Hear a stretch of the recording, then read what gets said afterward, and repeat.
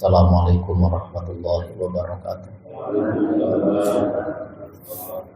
Alhamdulillahirabbil alamin. Allahumma shalli wa sallim wa barik ala sayyidina Muhammadin wa ala alihi wa ashabihi ajma'in. La haula wa la quwwata illa billahil aliyyil azim. Amma ba'du. Halaman 59. Arkanus sholati, rukun sholat. Lis sholati arkanun. Sholat itu memiliki beberapa rukun. La tatahhaqqu illa biha. Yang sholat itu tidak hak, tidak benar kecuali memenuhi rukun-rukun itu. Wala tasihhu bitarki syai'in minha.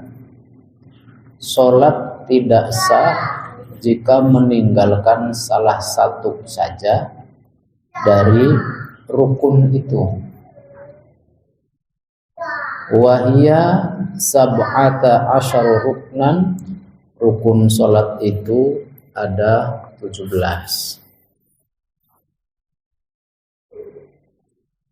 Salat tidak sah jika tidak memenuhi rukun-rukun yang 17. Untuk tahu rukun yang 17, ya kudu ngaji. Jika tidak ngaji, ya tidak tahu rukun.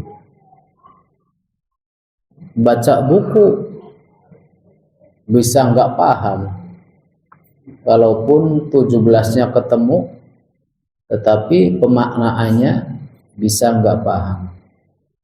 Ini pentingnya ngaji. Wa tanqasimu ila arba'ati aqsamin. Yang 17 itu terbagi ke dalam 4 kelompok. Rukun sholat ada 17. Yang 17-nya terbagi ke dalam 4 kelompok. 4 kelompok itu ruknun qalbiyun, 1 rukun bangsa hati. Rukun hati dikerjakan hanya dalam hati. Wahwa yaitu an-niyatu, niat. Niat itu hati, pekerjaan hati, bukan pekerjaan lisan, bukan pekerjaan tangan, bukan pekerjaan jidat, bukan pekerjaan kaki. Tapi niat itu pekerjaan hati. Nah, ketika niat, fayajibu istihdaruha bil qalbi. Wajib menghadirkan niat di dalam hati. Kapan itu menghadirkan niatnya? Inda takbiratil ihrami, pada saat takbiratul ihram. Hadirkan niat di dalam hati pada saat takbiratul ihram. Bukan niat dulu baru takbir, tapi niatnya pada saat takbiratul ihram. Bi ayyaqsida fi'las sholati ma'a ta'yiniha, dengan bermaksud untuk mengerjakan sholat dan menegaskan, menjelaskan sholat yang mau dikerjakan.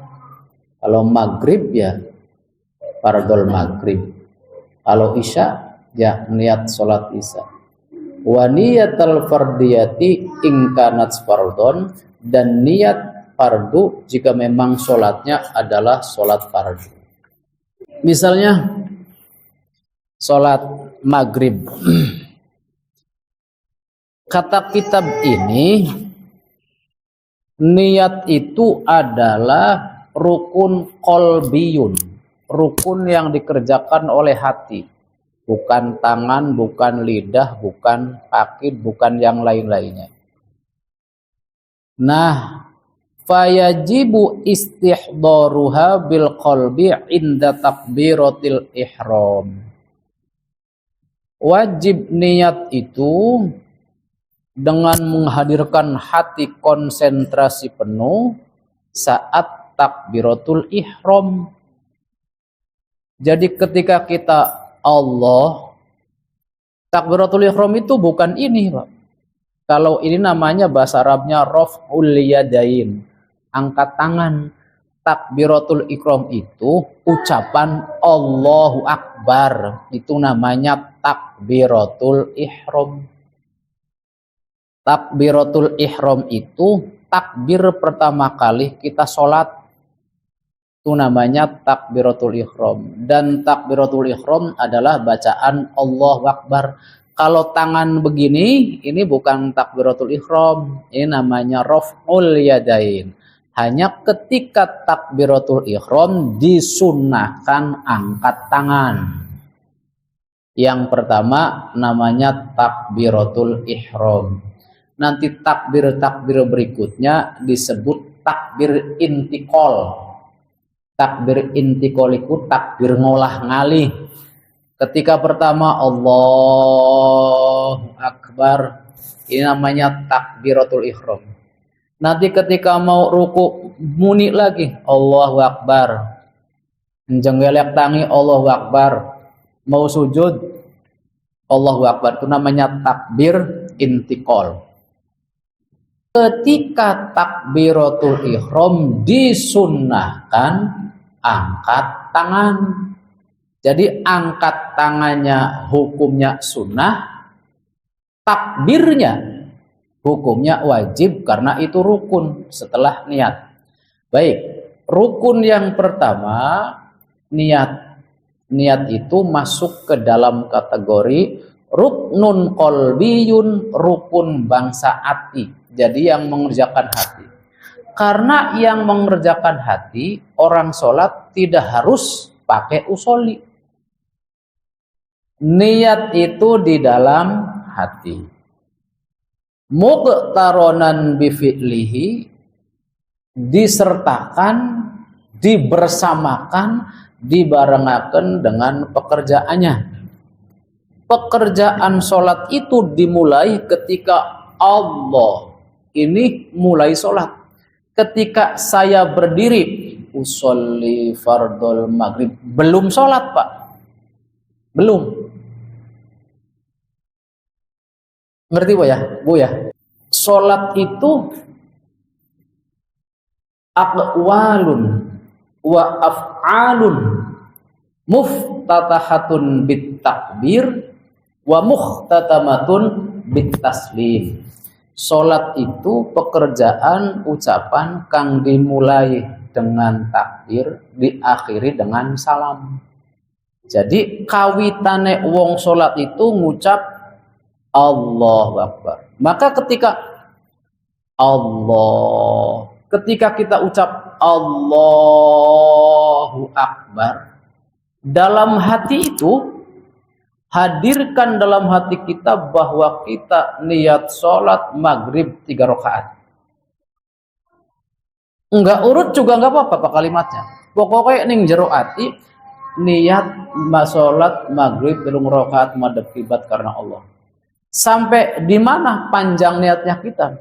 Kalau kata Imam Ghazali dalam kitab Bidayatul Hidayah, Allahu Akbar, bukan Allahu Akbar. Karena ada yang begitu. Ada lagi yang Allahu Akbar. Ada begitu. Biarkan aja nggak apa-apa. Yang saya sampaikan petunjuk dari Imam Ghazali dalam kitab Bidayatul Hidayah. Jadi ketika kita angkat Allahu Akbar, dalam hati kita hadirkan bahwa kita sedang sholat. Jadi tidak harus membaca usolli. Lalu usolli boleh enggak? Bapak Ibu, ulama-ulama kita ngajari orang bagaimana sholat khusyuk, dipersiapkan hati kita sejak kita belum mulai sholat. Sejak kita belum mulai sholat. Maka ketika kita berdiri, ulama-ulama kita bilang, baca dulu a'udzubillahi minasyaitonir rajim. Qul a'udzu birabbin nas, malikin nas, ilahin nas, min syarril waswasil khannas alladzi yuwaswisu fi sudurin nas minal jinnati.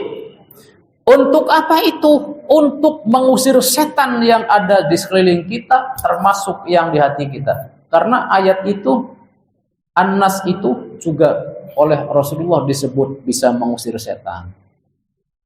Kemudian ya muqallibal qulub, sabbit qalbi ala dinik. Wahai Allah yang membolak-balikan hati, sabbit qalbi ala dinik, tetapkan, kuatkan, teguhkan hatiku dalam agama. Terus usolli, rada lembek karena dihayati. Usolli, saya niat sholat fardhul maghribi, fardu maghrib,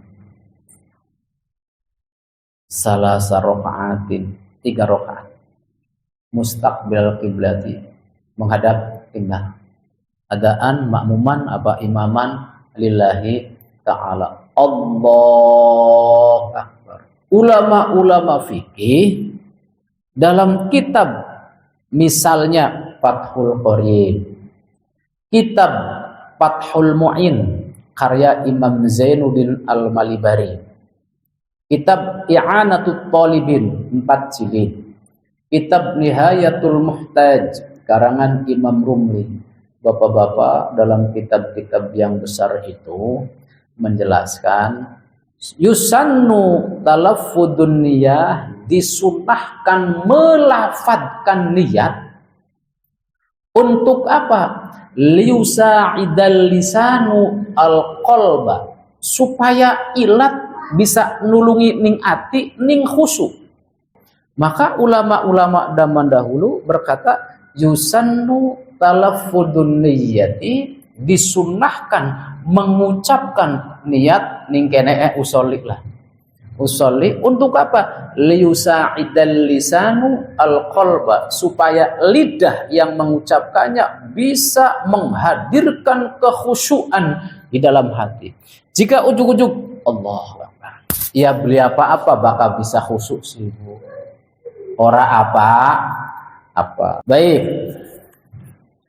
Nah, ruknun qalbiyun wa huwa an-niyatu, fayajibu istihdaruha bil qalbi inda takbiratil ihram. Wajib menghadirkan niat itu di dalam hati dengan penuh konsentrasi. Konsentrasi di dalam niat ini sangat penting. Itu akan menjadi gambaran sholat selanjutnya bagus atau tidak. Perhatikan niatnya. Maka ada sahabat Nabi Rasul, saya itu kalau sholat ngelamun, imamnya bacaannya panjang, ya ngelamunnya tambah dawa. Imamnya nyebut surga, Gusti surga kayak apa ya? Indah mana dengan taman mini Indonesia misalnya Pak. Kan ngelamun maning beku Pak. Kata Rasulullah, kalau kamu sholat 4 rakaat enggak bisa khusyuk, 2 rakaat saja. 2 rakaat ke beli bisa. Bapak ada Pak yang sholatnya dari awal sampai akhir khusyuk, ada enggak? Saya enggak pernah Pak. Saya tuh sejak lahir sampai dengan hari ini Pak, belum pernah sholat dari takbir sampai salam khusyuk, belum pernah. Artinya khusyuk itu enggak mikiri yang lain enggak, konsentrasi sholat enggak pernah sih Pak. Anak kepikiran dimaknani Pak satu-satu kalimat. Insya Allah seluruh bacaan dalam sholat saya hafal semua maksudnya, isinya ngerti saya. Tapi angger Pak kloyong pikiranku. Ini pasar Gusti. Jarak Kanjeng Nabi, jika tidak bisa 4, 2 rakaat saja. Jika enggak bisa 2 rakaat, 1 rakaat saja Bu khusyuk. Enggak angel Bu ya. Angel.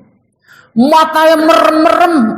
Bismillahirrahmanirrahim. Angger Bu, teka dewa kok angger mancing.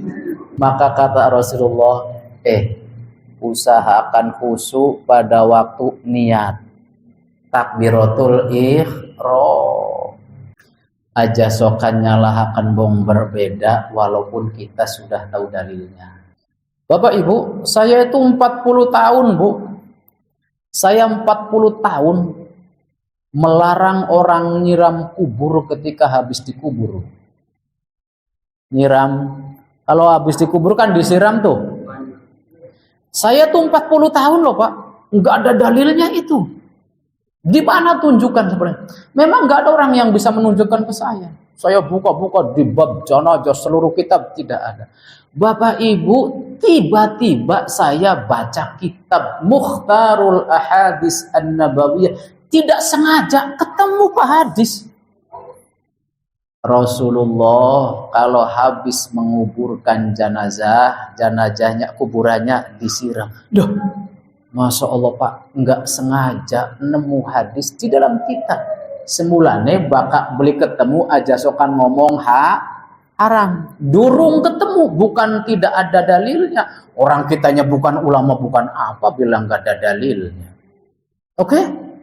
Maka sesungguhnya indah sekali kalau kita saling menghargai. Yang gawe ribet iku bakal anak wong beda, kang beda terus ngomongnya, ini sesat, masuk neraka dan sebagainya. Maka Bapak Ibu yang ngaji kepada saya, hormati yang berbeda, jangan menyalahkan. Nggih, subhanakallahumma wa bihamdika asyhadu an la ilaha illa anta astaghfiruka wa atubu ilaik. Assalamualaikum warahmatullahi wabarakatuh.